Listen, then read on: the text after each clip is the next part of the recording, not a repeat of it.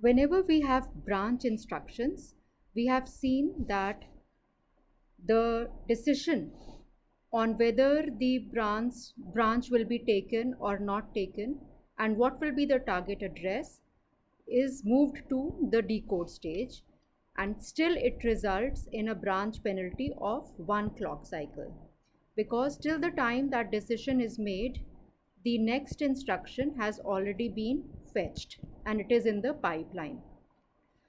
Now this instruction was fetched because the address of the sequential instruction was put in the program counter, that address was put in the program counter in clock cycle 1. So the program counter has been updated to point to the next instruction in clock cycle 1, and using that address the sequential instruction is brought in clock cycle 2. So if the processor can make a prediction in clock cycle 1 only as to which instruction should be fetched, then the branch penalty can still be further reduced. So in static branch prediction, we can either predict in the fetch cycle itself whether the sequential instruction should be brought or whether the target instruction should be brought.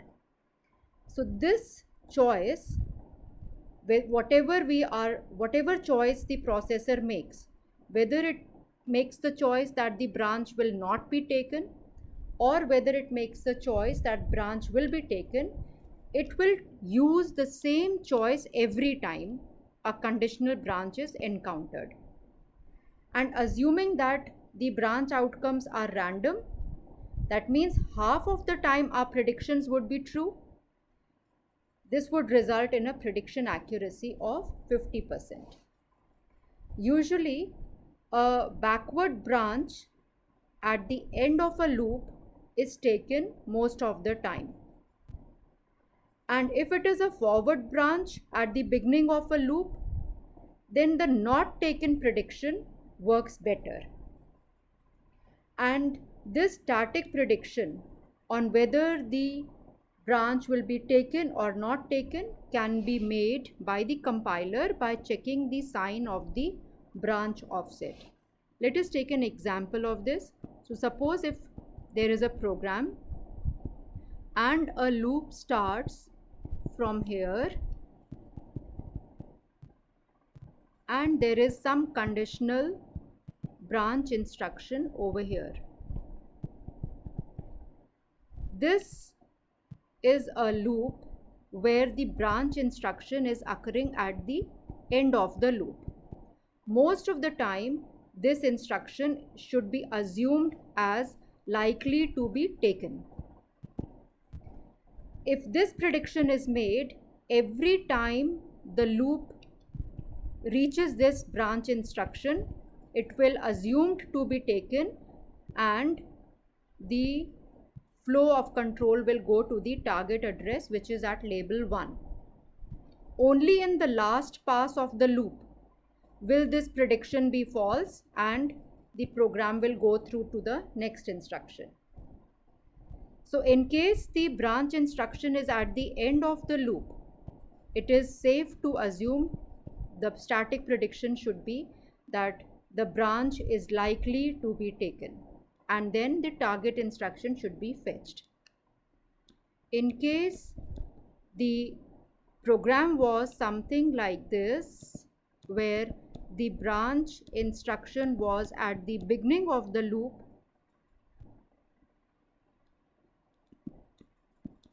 in this case it is safe to assume that the branch will not be taken.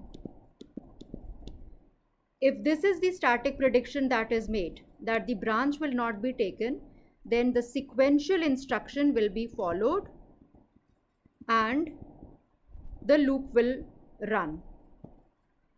Only in the last pass of the loop, this prediction likely not to be taken will prove incorrect and the target instruction will have to be fetched. So if the branch instruction is at the beginning of a loop, if it is a forward branch, then likely not to be taken works better. And this can always be checked by checking the sign of the branch offset. In case it is a backward branch instruction, then this offset over here would be negative, and if it is a forward branch, then this offset over here would be positive.